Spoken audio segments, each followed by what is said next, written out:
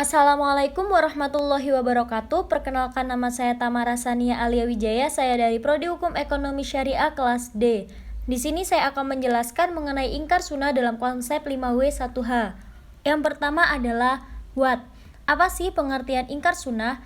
Secara etimologis, ingkar dan sunnah terdiri dari dua kata, yakni ingkar dan sunnah. Ingkar yang dapat diartikan menolak, tidak mengakui, dan tidak menerima sesuatu baik lahir dan batin atau lisan dan hati yang dilatar belakangi oleh faktor ketidaktahuannya atau faktor lain. Misalnya karena gengsi, kesombongan, keyakinan, dan lain-lain. Sedangkan kata sunnah secara etimologi bermakna suatu perjalanan yang diikuti baik perjalanan baik maupun buruk.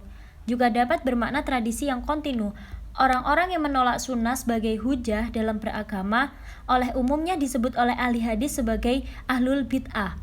Sedangkan menurut terminologi dapat dipahami bahwa ingkar sunnah adalah paham atau pendapat perorangan atau kelompok yang menolak sunnah Nabi Shallallahu Alaihi Wasallam sebagai landasan hukum Islam. Dan yang kedua adalah wu. Wu di sini membahas mengenai siapa yang dikenal dengan munkir al-sunnah. Yang dikenal sebagai munkir al-sunnah ada 5. Yang pertama adalah Taufik Sidki. Tokoh ini berasal dari Mesir. Dia menolak hadis Nabi Shallallahu Alaihi Wasallam dan menyatakan bahwa Al-Quran adalah satu-satunya sumber ajaran Islam. Dan yang kedua adalah Rosyad Khalifah. Dia adalah seorang tokoh ingkar sunnah yang berasal dari Mesir, kemudian menetap di Amerika. Dan yang ketiga adalah Ghulam Ahmad Parvez. Tokoh ini berasal dari India dan juga merupakan pengikut setia Taufik Sidki. Dan yang keempat adalah Qasim Ahmad. Tokoh ini berasal dari Malaysia dan seorang pengagum Rosyad Khalifah. Dan untuk yang kelima adalah tokoh yang berasal dari Indonesia. Mereka adalah Abdurrahman Moh Irham Sutarto, Lukman Saad, dan Ahmad Sutarto, dan Nazwar Samsu di Padang, Sumatera Barat, Dolimi Lubis, dan Sanmawi Pasar Rumput, Jakarta Selatan. Dan yang ketiga adalah why. Why, mengapa mereka sampai pada keyakinan itu?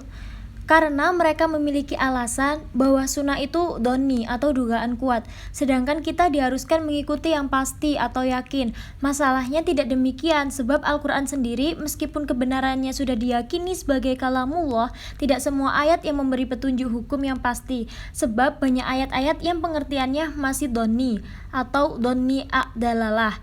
Bahkan orang yang memakai pengertian ayat seperti ini juga tidak dapat meyakinkan bahwa pengertian itu bersifat pasti atau yakin. Dan yang keempat adalah when atau kapan hal itu terjadi. Ingkar sunnah hanya terjadi dalam 2 periode, yaitu periode klasik dan periode modern. Menurut Profesor M. Mustafa Al-Azami, sejarah ingkar sunnah klasik terjadi pada masa Imam Asy-Syafi'i pada abad ke-2 Hijriah atau 7 Masehi, kemudian menghilang dari peredarannya selama beberapa abad. Kemudian pada abad modern atau abad 13 Hijriah atau 19 Masehi kembali muncul di India dan Mesir sampai pada masa sekarang.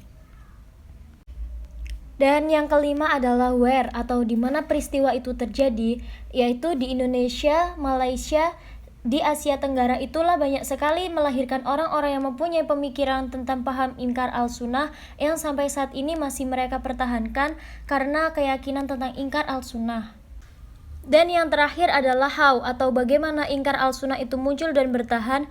Muncul dan menyebarnya ingkar al-sunnah atau ingkar hadis dengan berbagai latar belakang dan motifnya dalam batasan tertentu telah menjadi masalah tersendiri sejak zaman klasik hingga modern, baik dalam kaitannya dengan pemahaman ajaran Islam keseluruhan maupun posisi hadis sebagai salah satu sumber ajaran Islam.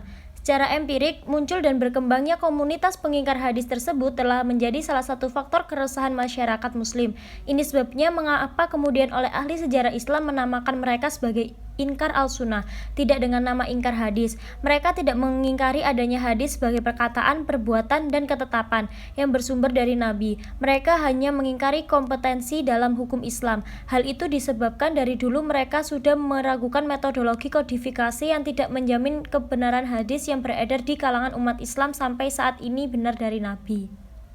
Sekian dari saya. Wassalamualaikum warahmatullahi wabarakatuh.